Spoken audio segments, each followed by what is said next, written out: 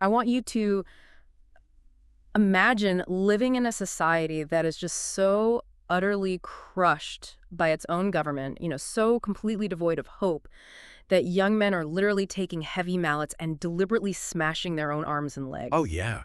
It's horrifying. Right. I mean, they are doing this to themselves willingly in the dark corners of their homes.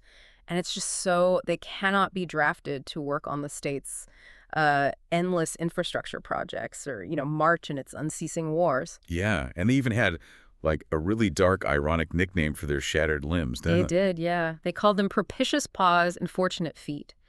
Because to be permanently crippled was considered, well, a stroke of absolute luck compared to the alternative. It's just, I mean, it's the ultimate historical paradox. You're talking about an era where the cure for a shattered civilization almost kills the patient entirely. Exactly. But somehow it sets them up for a golden era that, still defines cultural zeniths today. So welcome to this deep dive. We are thrilled you're here with us because we are embarking on a really monumental mission through the sources you provided. We really are. We're going to explore how a period of just unmitigated apocalyptic chaos can serve as the exact blueprint for centuries of unparalleled human prosperity. Yeah, and to give you, the listener, a modern lens for this massive sweep of Chinese history we're about to cover, I want you to picture, like, a tech startup. Let's call them Team A. Akime, I like this. So, Team A does all the grueling, brutal, thankless work. They are the ones in the trenches, right? They write the foundational back-end code. They lay thousands of miles of fiber optic cables in the freezing mud. They build the server farm. Right, the heavy lifting. Exactly. But in doing so, their CEO just completely loses his mind. They burn through all their venture capital. They alienate their entire workforce, and the company goes, well, spectacularly, violently bankrupt. Yeah. So from the outside looking in, it is a catastrophic failure. I mean, it's a cautionary tale of corporate overreach. But then Team B swoops in, and Team B buys up all those perfectly constructed trillion-dollar assets for absolute pennies on the courthouse steps. Oh, yeah. The classic acquisition. Right. They slap a sleek new logo on the product, they launch it to the public, and literally overnight they become the most valuable company on earth. And everyone calls the founders of Team B absolute visionaries. They get all the magazine covers. The legacy, the glory, all of it. And society completely forgets about, the blood, sweat, and shattered bones of Team A. That analogy perfectly encapsulates the multi-century saga we're unpacking today. I mean, the Tang Dynasty, which history remembers as our trillion-dollar company, Right. like this legendary golden age of cosmopolitan culture, poetry, and staggering wealth. Yeah. They were Team B. Yeah. But the Sui dynasty, this short-lived regime that actually unified the continent and built the physical and bureaucratic machinery that, made the Tang possible, they were Team A. Those ones in the mud. Exactly. So today's deep dive is an exploration of the true cost of foundational progress. We're going to dissect the brutal mechanisms of unification, the fatal arrogance of imperial overreach, and, well, the chaotic nature of succession. But I feel like to even begin to comprehend the sheer magnitude of the rescue operation the Sui dynasty pulled off, we have to understand the 300 years of suffocating darkness they were trying to fix. Oh, absolutely. You can't understand the miracle of a healed bone until you see how violently it was snapped in the first place. We have to start with the fracture. And the fracture of the Chinese empire begins with a masterclass in how absolutely not to run a succession plan. Courtesy of the Western Jin dynasty. Courtesy of the Western Jin, right? So how does this actually start? Well, the origins of this collapse really stem from a profound misreading of history by basically a single man, Emperor Wu of the Jin dynasty, who's originally known as Sima Yan. So he established the Jin in the year 266 AD by usurping the throne from the Cao Wei state. Now, Emperor Wu considered himself a brilliant strategist and a keen student of the past. Sure, they always do. Right. So he looked at the regime he had just overthrown, the Cao Wei, Yeah. and diagnosed what he believed was their fatal flaw. Which was what, exactly?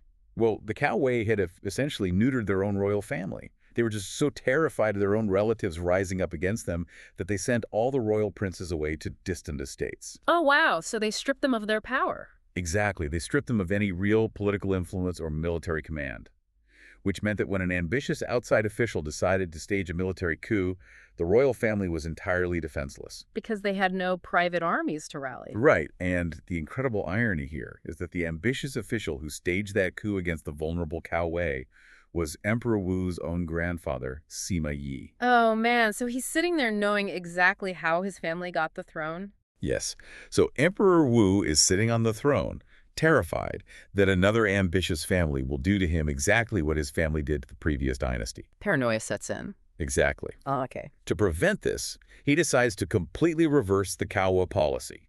He initiates a massive campaign of infaufment. Okay, let's slow down and define that for a second. Because enforcement isn't just handing your cousin a fancy title and a pension, right? What does this actually look like on the ground? Oh, it is the literal fracturing of state power. When Emperor Wu enfifed his uncles, cousins, and sons, he was handing them the keys to miniature semi-autonomous kingdoms. Wait, really? Like their own countries? Yeah, I mean, he gave them massive tracts of land specifically placed around the most vital strategic cities in the empire. Places like Chang'an, Ye, Xuchang, and the capital of Liang. That sounds dangerous. It was. He gave them the legal authority to levy their own taxes on the peasant populations. He allowed them to appoint their own regional officials. Oh, no. And most fatally, he granted them the right to raise and command massive private standing armies. So you are basically building 50 heavily armed mini-states inside your own borders. I mean, you can almost see the desperate logic if you squint, right? Yeah, I mean, you can. He's thinking, like, blood is thicker than water. If a rogue general tries to march on the capital, my heavily armed cousins will unite like a phalanx and crush the usurper to protect the family name. That was the theory. A theory built on the naive assumption that familial affection would somehow, magically neutralize human ambition. Which, spoiler alert, it never does. Never does. But this deeply flawed strategy transitioned from a theoretical risk to an immediate existential crisis because of Emperor Wu's heir. Right, his son. Yes, his eldest living son, Emperor Hui, was profoundly developmentally disabled. And this wasn't some closely guarded palace secret either, right? The sources make it clear the entire court knew the crown prince lacked the cognitive capacity to govern. Oh yeah, it was common knowledge. Our sources mention factions of ministers who were practically on their knees begging Emperor Wu to bypass his disabled son and name his highly capable brother Sima Yu as the heir instead. But Emperor Wu said no. He was rigidly bound by tradition. Tradition dictated the eldest son must inherit. Plus, he had a grandson by Emperor Hui who showed immense intellectual promise. Oh, I see. So it was a waiting game. Exactly. Yeah. Emperor Wu's gambit was essentially to use his disabled son as a placeholder until the brilliant grandson came of age. And those heavily armed princes. They were supposed to act as an impregnable shield around the throne during this vulnerable interim. It is a recipe for absolute disaster. I mean, it's like setting up a massive pile of dynamite, putting a toddler in charge of the detonator, and assuming everything will be fine because the toddler's heavily armed, deeply jealous uncles are standing in a circle around him. That is a very accurate, if terrifying, way to put it. It completely ignores the reality that proximity to absolute power corrupts incredibly fast. Well, how fast did it break down? The breakdown was nearly instantaneous. I mean, Emperor Wu dies in 290 A.D. The moment his body is cold, the quote-unquote protective shield of family members turns their weapons inward. Of course they do. The struggle to become the regent, to be the person whispering in the disabled emperor's ear and thus controlling the empire, kicks off a period known to history as the War of the Eight Princes. Though, looking at the sources, calling it a single war is almost too neat, right? It wasn't just 8 guys fighting in a grand battle royale. No, not at all. It was more like a terrifying, cascading sequence of betrayals, assassinations, and coups. And the catalyst for the early bloodshed wasn't even one of the princes, right? It was the emperor's wife. Yes, Empress Jia Nanfeng. She is a remarkably ruthless figure. So when her husband ascends the throne, the regency is initially seized by the emperor's father-in-law, a man named Yang Jun. Oh, okay. Empress Jia refuses to be sidelined. She recognizes that she needs military muscle to break the Yang clan's grip on power, so she reaches out to those heavily armed Sima princes. She goes shopping for an army. Exactly.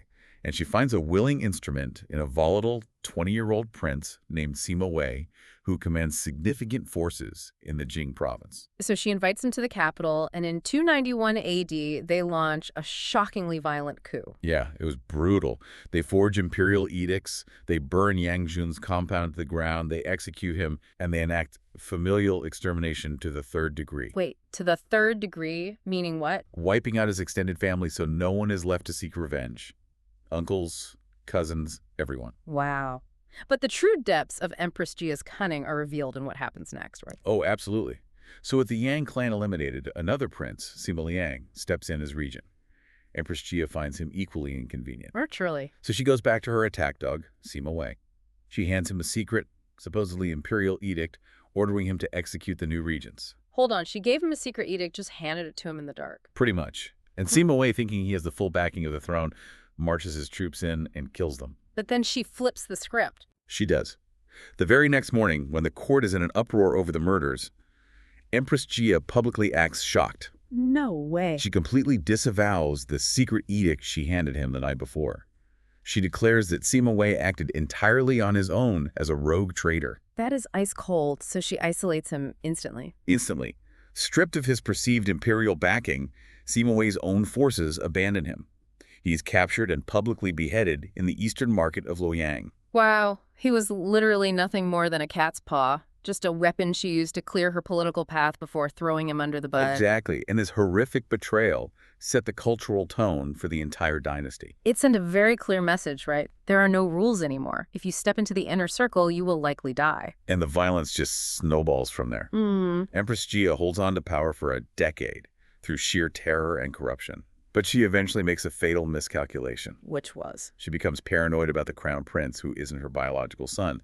So she frames him for treason, puts him under house arrest, and has him assassinated. And that assassination provides the exact pretext for the next usurper, a prince named Sima Lin. Yes. Sima Lin uses the outrage over the crown prince's death to storm the palace in 300 AD. He captures Empress Jia, but he doesn't just execute her. This is the part that got me. He forces her to drink wine poisoned with gold flakes. Gold flake poison wine. Yeah, it is such a visceral, chilling detail. It really speaks to a court that is drowning in decadence while actively devouring itself. Right. The decadence was matched only by the sheer audacity of their ambition. I mean, Sima Lun wasn't content with just being regent. Right, he wanted the whole thing. A year later, in 301 AD, he announces that the ghost of his dead father visited him in a dream and commanded him to take the throne. Of course, a ghost told him to do it. Convenient, right? So he physically deposes the disabled emperor Hui and crowns himself emperor. And that is where the localized palace coups detonate into a continent-wide catastrophe. Because the other princes, sitting in their regional strongholds with their massive private armies, they realize the game has fundamentally changed. Yeah, you can manipulate the puppet emperor all you want, but you cannot replace the puppet. Exactly. A massive coalition forms against Sima Lun. This is the moment the conflict breaches the palace walls and floods the Chinese heartland. We are no longer talking about quiet assassinations in the dark. We are talking about apocalyptic military engagements. Armies numbering in the hundreds of thousands are mobilized. The scale of the carnage is just difficult to comprehend. The sources describe these massive engagements like the Battle of Dangyan, where the very earth was soaked in blood. And the barbarity trickled down to the individual level, too. There's the story of Sima Ai, one of the few princes the sources suggest had a shred of honor. Right. He defends the capital of Luoyang against rival princes for months, but he's betrayed from the inside, captured, and handed over to a rival general named Zhang Fang. And Zhang Feng's cruelty was legendary, wasn't it? Oh, it was horrific. He doesn't afford Sima Ai a quick execution. He has this royal prince bound and slowly roasted to death over an open fire. Oh my God. It is just the complete evaporation of basic human empathy. When you are slow roasting your own royal family, society has fundamentally broken. And it gets worse, incredibly. You mentioned Zhang Fang. Later in the conflict, when this same general is retreating from the ruined capital with his starving army, he doesn't just forage for food. What does he do? He rounds up over 10,000 enslaved women, and the historical records state he had them butchered and turned into mincemeat to feed his soldiers. Wait, literally, they were eating people. Literally. Systemic cannibalism. Yeah. The psychological trauma inflicted on the populace by this level of slaughter cannot be overstated. I can't even imagine. The imperial army is entirely annihilated by 311 AD in what becomes known as the disaster of Yongjia. The capital is sacked. The Jin dynasty's authority simply ceases to exist. Let's talk about the macro fallout of this. Because while the royal family is busy turning each other into mincemeat, they are completely ignoring the borders. Right. They had heavily relied on non-Chinese tribal auxiliaries, nomadic groups like the Xianbi and Xiannu, to fight their civil wars for them. And if you are a Shanbei chieftain and you have just spent 20 years watching the vaunted Chinese empire burn its own cities to the ground, butcher its own royalty, and collapse its own agricultural base, you are no longer going to take orders from them. Exactly. The illusion of Jin supremacy was completely shattered. You realize the house is empty and the doors are wide open. Precisely. This realization sparks the upheaval of the five barbarians. These nomadic and semi-nomadic groups, many of whom had already settled within the northern borders, they rise up and declare their own independent kingdoms. So the empire just shatters. Northern China fractures into a chaotic mosaic of warring states. Millions of Han Chinese refugees flee south across the Yangtze River, establishing a rump state known as the Eastern Jin. And so the continent is broken in half? Yes, and it will remain violently divided for nearly 300 years. 3 centuries. For context, for you listening, that is older than the United States of America. 300 years where the North and the South develop completely different cultures, different political systems, and just view each other as alien enemies. The psychological and physical chasm between them seems unbridgeable. Which brings us to the core question of this deep dive. How do you possibly piece a shattered continent back together after 300 years? You need a leader capable of speaking the language of both the fractured worlds. And out of the militarized, ethnically blended chaos of the North emerges exactly that kind of figure, Yang Jian. The man who would become Emperor Wen of the Sui dynasty. Exactly. Yang Jian is just a masterclass in political chameleonism. He is the ultimate synthesizer of conflicting identities. Let's break down that identity because it really is the secret to his success. Yang Jian was born into the upper echelons of the Northern Zhou dynasty. Okay. Now, the Northern Zhou was ruled by the Xianbei, the descendants of those nomadic tribes who conquered the North centuries prior. Yang Jian's family had served these non-Chinese rulers for generations. Right. He had a Xianbei name, his daughter was married to the Xianbei emperor, and he was deeply entrenched in the militaristic, cavalry-focused aristocracy of the Northwest. So, to the northern warlords, he is one of the boys. He speaks their language, he understands their military tactics, he is part of their inner circle. Yes, but he has an ace up his sleeve, a very potent one. Despite generations of intermarriage and service to nomadic rulers, Yang Jian's family, the Hongnong Yang clan, claimed direct, unbroken descent from a famous Han Dynasty general named Yang Zan. Okay, so if you are Yang Jian, how do you leverage that? How do you convince the massive Han Chinese peasant majority and the elite Confucian scholars that you aren't just another nomadic warlord, but the legitimate heir to traditional Chinese civilization? Well, the moment he seizes the throne from the Northern Zhou in 581 AD, he initiates a massive cultural rebranding campaign. Like a PR blitz. Exactly like that. Yeah. He abolishes the anti-Han policies of the previous regime. He legally drops his Xianbei name and proudly reclaims his Han surname of Yang. He begins dressing in traditional Han imperial robes. He just completely flips his public persona. He does. But his most brilliant political maneuver was dismantling the 9-rank system. Let's unpack the 9-rank system. Because it sounds like bureaucratic trivia, but it was actually the engine of societal inequality, wasn't it? How did the system actually function? So originally, the 9-rank system was intended to evaluate individuals for government office based on 9 grades of talent and moral character. Sounds reasonable on paper. Right. But over the centuries of division, it had been completely corrupted. It basically devolved into a mechanism for pure, unadulterated nepotism. Oh, of course. Local aristocrats controlled the grading, which meant they only gave high ranks to the sons of other powerful families, regardless of whether those sons were brilliant administrators or complete incompetents. So it was just a closed loop of aristocratic privilege. Yeah. If you were a brilliant scholar from a poor family, the door to government service was permanently locked. And Yang Jian smashes that lock. By abolishing the 9-rank system, he signals a return to the ancient, merit-based ideals of Confucian governance. It's huge. It is. He tells the scholarly class, your bloodline no longer determines your worth. Your education does. It was a masterstroke of political theater that instantly won him the ideological loyalty of the Han intellectual elite. But he doesn't throw the military under the bus to do it, right? I mean, he keeps his grip on the heavily armed northern cavalry. He wears the robes of a peaceful Confucian sage while keeping a very sharp nomadic sword strapped to his waist. Oh, absolutely. And he proved he was more than willing to use that sword. His path to the throne was soaked in blood. Yeah, the sources talk about a massive purge. Right.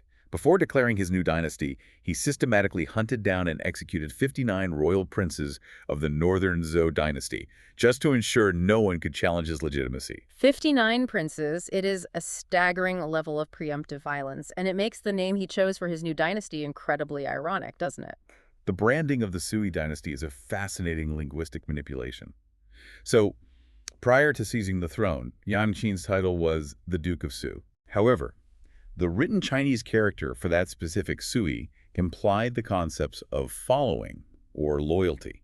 Which is a bit awkward when you have just finished slaughtering the entire royal family you're supposed to be loyal to. Exactly. He couldn't use a character that highlighted his usurpation. So what does he do? He quite literally invents a new word. Wait, really? Yeah, he alters the written character, dropping a radical from the symbol to create a brand new character, Sui. He names his dynasty after a word that had never existed before him. So he just rewrites the language to sanitize his history. Pretty much. That is brilliant. So he secures his base, he rebrands himself as the legitimate Han Emperor, and he solidifies the entire North. But if you are sitting in the capital looking at a map, you know your job is only half done. Right, the South is still out there. To truly claim the mandate of heaven, he has to conquer the South.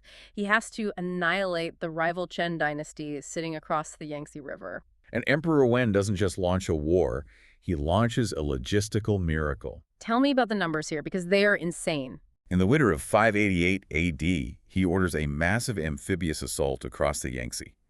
We are talking about mobilizing an armada that defies pre-modern imagination.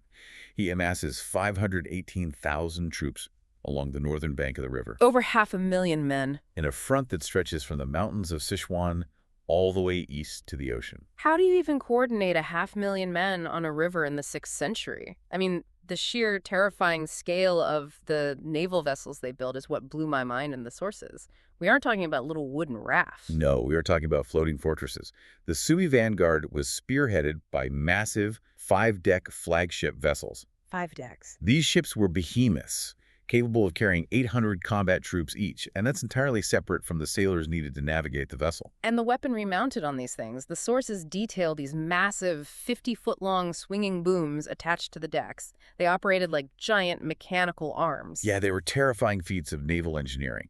The Sui Marines would use these massive spiked booms to swing down and physically crush smaller enemy ships. Just smash right into them. Or they would drop them to violently grapple and pin an enemy vessel in place.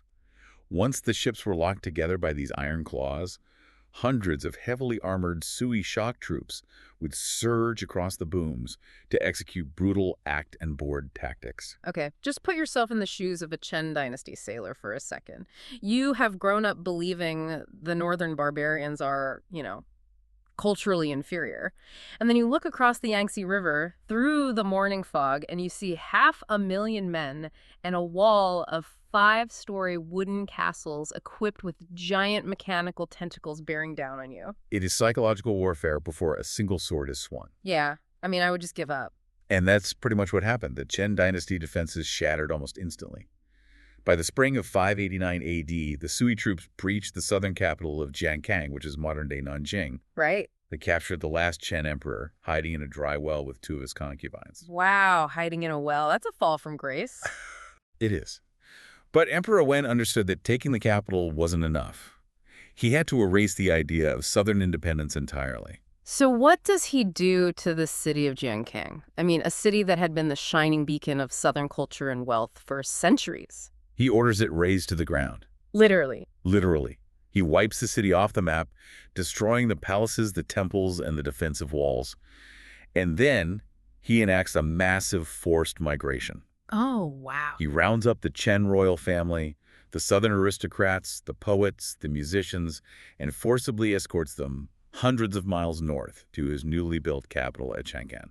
It seems insanely cruel, but the cultural friction this creates is actually the birth of a renaissance, isn't it? It was a forced collision of 2 worlds. The northern elites, who had spent centuries focused on cavalry warfare and martial survival, were suddenly introduced to the hyper-refined literary traditions, the delicate poetry, and the artistic sophistication that the South had cultivated in isolation. And they loved it, right? They did. The Northerners became obsessed with Southern culture. It sparked a massive cultural synthesis. So he didn't just reunify the land. He forced the shattered halves of the Chinese soul back into the same room and, like, made them talk to each other. That's a great way to look at it. It is an unbelievable triumph.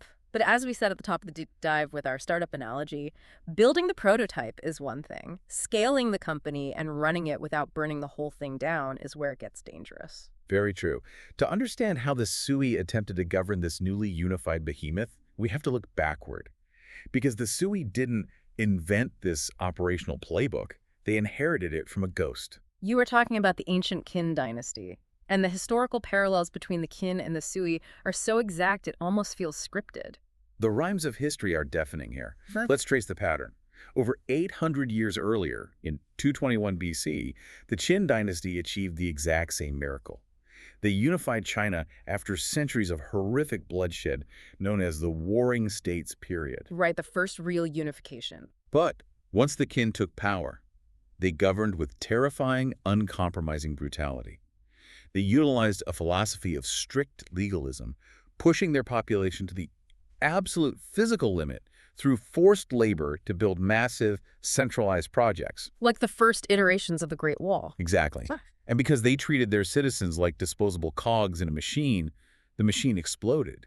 The Qin dynasty only lasted 15 years. 15 years, that's nothing. But, and this is the crucial part of the pattern, the foundational architecture they forced into existence, the standardized writing, the unified laws, the centralized bureaucracy, it survived the collapse. Right. It became the exact framework that the legendary Han dynasty used to usher in 4 centuries of prosperity. And the Sui dynasty is the second iteration of that exact historical cycle. They are the reset button for post-classical China. A very violent reset button. Yeah, I mean, you hit the reset button when the operating system is so corrupted with viruses, in this case, centuries of warlordism and divided administration, that you can't just download a patch. You have to wipe the hard drive entirely. It is a traumatic, violent process. But when the system finally boots back up, it is running on a clean, unified architecture. So let's look at the back-end code Team A actually wrote during this reset. Because Emperor Wen knows he has to dismantle the power of the local warlords and get the economy pumping again. And he introduces arguably one of the most important economic policies in Chinese history, right? The equal field system. Yes. The equal field system was a radical approach to wealth redistribution and agricultural maximization.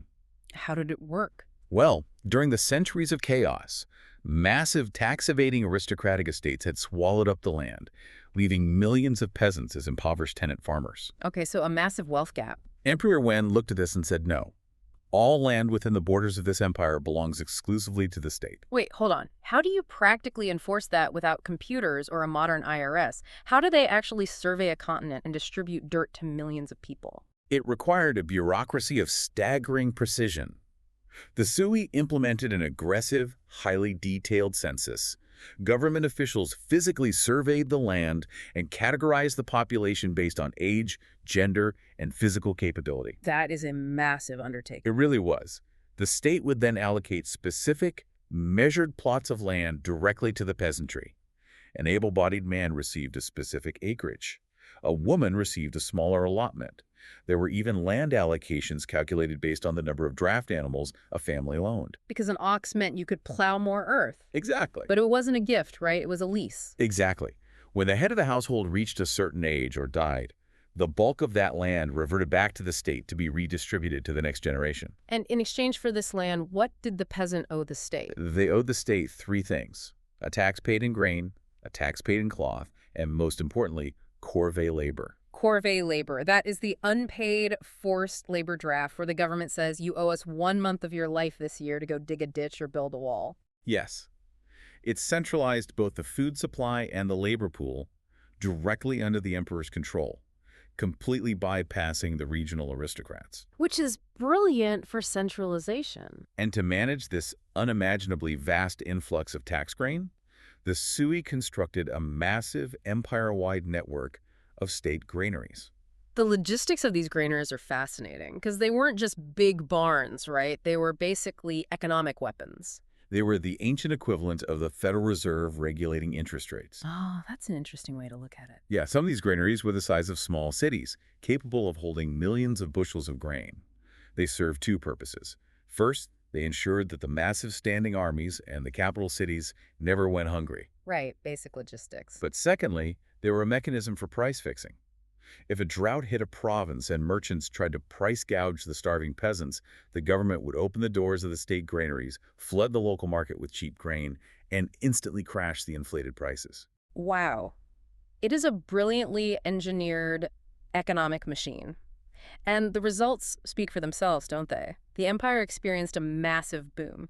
Because the peasants finally had land and a stable market, the agricultural surplus skyrocketed. It did, and when people have food instability, they have children. Exactly. By the year 606 AD, the Sui census recorded a staggering population of almost 46 million people. But Emperor Wen was astute enough to know that a full stomach doesn't automatically heal a traumatized psyche.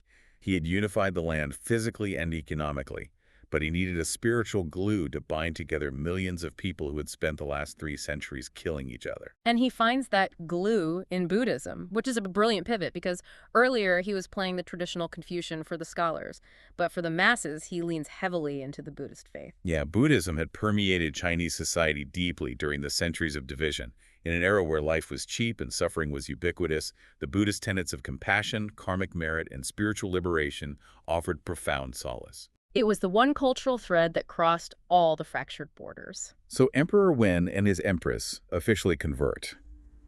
But he doesn't just meditate in private. He weaponizes his faith for statecraft. He adopts the title of a Chakravartin king. Let's define that. What is a Chakravartin king? In Buddhist theology, a Chakravartin is the ideal universal monarch. It is a ruler who uses earthly power and military might righteously to defend and propagate the Buddhist faith across the world. Oh, so he is basically telling his citizens, I didn't conquer the South because I'm a power-hungry warlord. I conquered the South on a holy mission to unite the faithful and bring peace. Exactly. He even directly copies the homework of the ancient Indian emperor Ashoka. Yeah. In 601 AD, Emperor Wen distributes sacred relics of the Buddha to temples in every corner of his empire. Yeah. He orchestrated this massive synchronized spiritual event. He sent out imperial edicts alongside these relics, declaring his desire that all the people within the 4 seas may, without exception, develop enlightenment and together cultivate fortunate karma. It was a staggering act of psychological unification. He gave a battered continent a shared spiritual purpose. And what's truly mind-blowing to me is that the sheer scale of this achievement, the reunification of a massive superstate, the booming population, the giant armadas, it didn't just stay local news. No, the shock waves of Emperor Wen's success literally traveled across the globe. Right. It is a testament to the connective power of the early Silk Roads, because we tend to think of the ancient world as disconnected, isolated bubbles.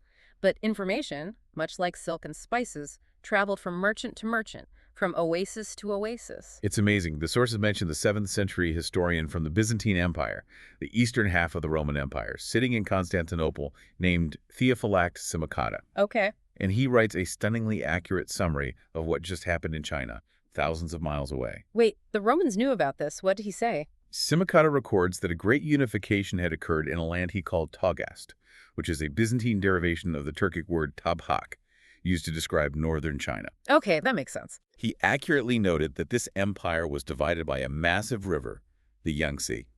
He recorded that the capital city was called Kudan, derived from the old Turkic name for Chang'an. Wow.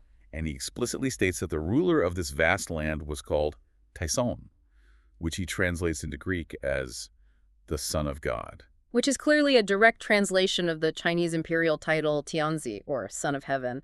I mean, it is just staggering to visualize. You have rumors of 500,000-man armies, 5-story floating fortresses, and a reunified superstate filtering across the deserts of Central Asia, across the Persian Empire, all the way to a Roman historian sitting on the shores of the Mediterranean. It really proves that when China unified, its geopolitical gravity was so immense it warped the entire Eurasian continent. It really did. Emperor Wen had built an absolute masterpiece of a state. He filled the granaries, he filled the treasury, and he died leaving behind a seemingly invincible empire. But as we know from our tech startup analogy, having a flawless back-end system and billions in capital doesn't protect you if the next CEO decides to burn it all down on a vanity project. Which brings us to the tragedy of imperial overreach. Yes, Emperor Wen is succeeded in 604 AD by his son, Emperor Yang. And Emperor Yang looked at the incredible wealth his father had painstakingly accumulated and decided it wasn't enough. He wanted more. He wanted monuments. He wanted eternal glory. Right. Emperor Yang realizes that the political capital in the northwest, Chang'an, is geographically isolated from the booming agricultural wealth of the south. So he decides to fix geography. As one does. As one does. He embarks on one of the most grueling, deadly engineering projects in the history of our species, the massive expansion of the Grand Canal. Now, Emperor Wen had initiated minor canal works, but Emperor Yang envisioned a continental artery.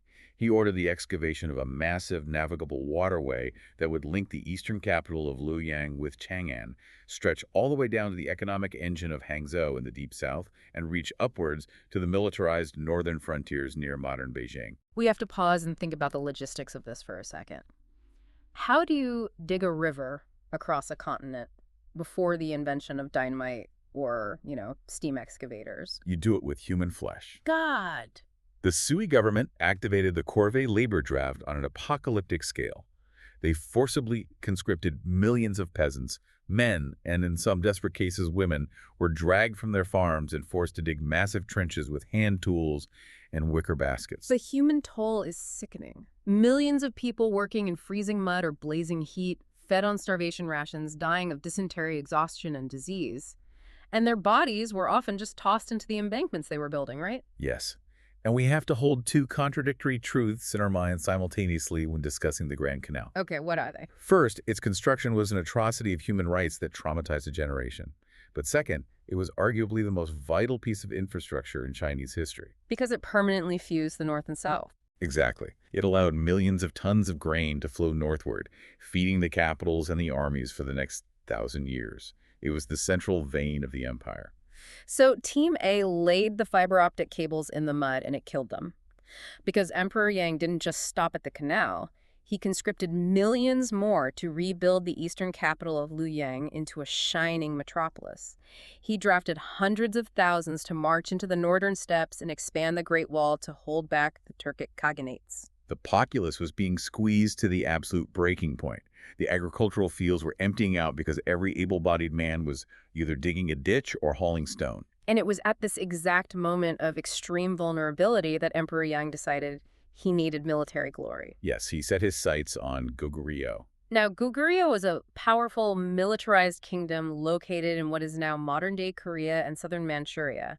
And Emperor Yang's invasion force, the numbers in the sources defy logic. The historical texts claim that the expeditionary force mobilized in 612 AD was the largest army ever assembled in human history up to that point. How big? The records list up to 1.15 million combat infantry, supported by tens of thousands of cavalry and thousands of warships. Over 1 million combat infantry. Let's do the math on this, because moving 1 million men is a logistical nightmare even today with trucks and trains. Oh, in antiquity, for every combat soldier, you needed 2 to 3 support personnel.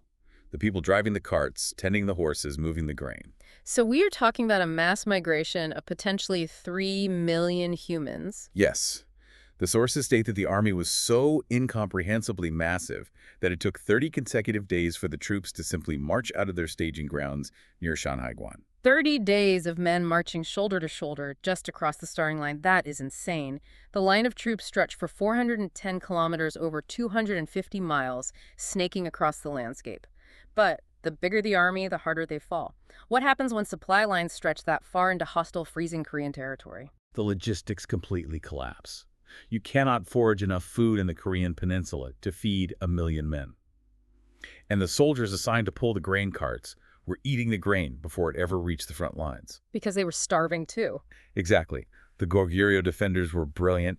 They didn't meet the massive Sui army in open battle. They retreated into heavily fortified mountain citadels, practiced scorched earth, and let the brutal winter and starvation do the killing for them. And the Sui launched 4 separate cataclysmic invasions into Korea, right? Yes, and every single one was a humiliating, devastating failure. Hundreds of thousands of Chinese soldiers died in the snow, their bodies left unburied. And it wasn't just the frozen north that swallowed Emperor Yang's armies, because he also launched campaigns into the sweltering jungles of the south against the Kingdom of Champa in modern-day central Vietnam. He did. This campaign highlights a totally different type of failure, because tactically, the Sui army actually performed brilliantly in Vietnam, didn't they? They did. When the Sui forces pushed into Champa, They were confronted by formations of heavily armored war elephants, which is, a terrifying shock tactic. I can imagine. But the Sui general responded with incredible ingenuity. He ordered his troops to feign a panicked retreat, luring the charging elephants over hidden pits. Oh, smart. Yeah, once the elephants were trapped and stumbling, the Sui unleashed massive volleys of heavy crossbow fire.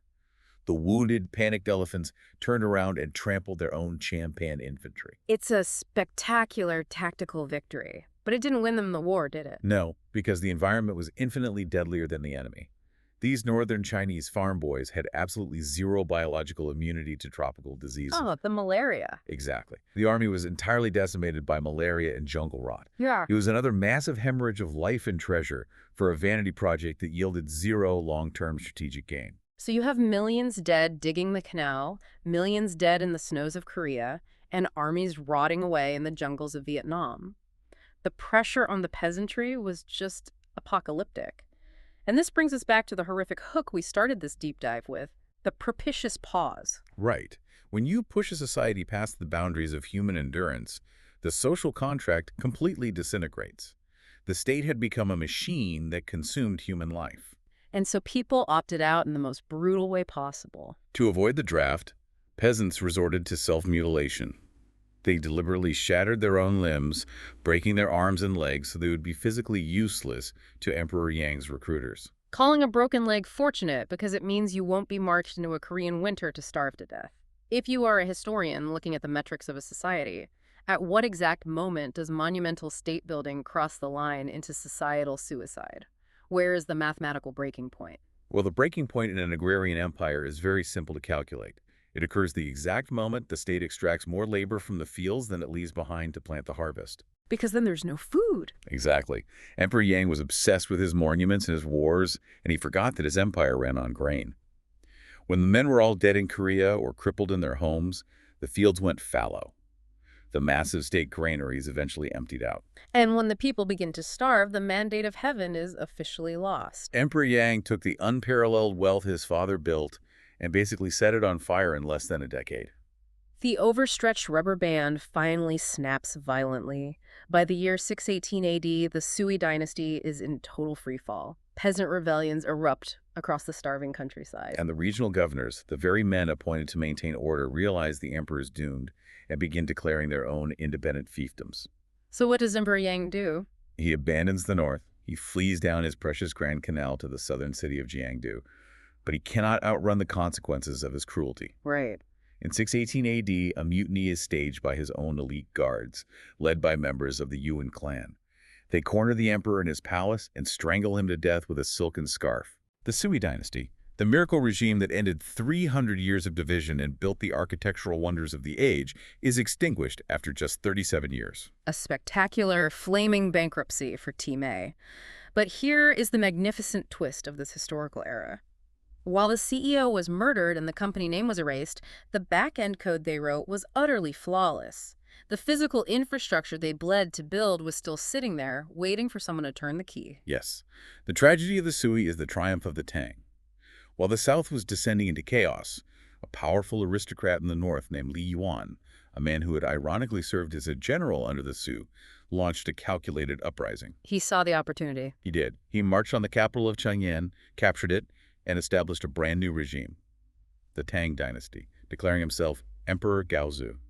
Team B enters the chat. And why does the Tang dynasty succeed where the Sui failed so spectacularly? Because they didn't have to invent anything. They just inherited the completed homework. It is the ultimate pragmatic acquisition. The Tang didn't need to waste decades experimenting with administrative structures. They simply adopted the Sui's 5 departments and 6 board system, streamlining it slightly into the famous 3 departments and 6 ministries, and put their own loyalists at the desks. And the land. They didn't have to fight bloody wars with aristocrats over land reform. They just kept the Sui's equal field system running exactly as it was. And crucially, they didn't have to kill millions of their own citizens, weaving a 1,000-mile canal to connect the northern armies to the southern grain. The ditch was already dug, the blood was already in the mud. Exactly. The Tang just built their beautiful pleasure barges and merchant galleys and floated them down Emperor Yang's waterway. Unbelievable. The Tang dynasty is globally recognized today as the absolute pinnacle of classical Chinese civilization. a golden age of unparalleled wealth, cosmopolitan cities filled with foreign merchants, and a flourishing of art and poetry that is still studied worldwide. But they were able to achieve this Zen-like golden age primarily because they didn't have to pay the agonizing human and financial costs of building the foundation. The Sui had already paid that debt with their lives.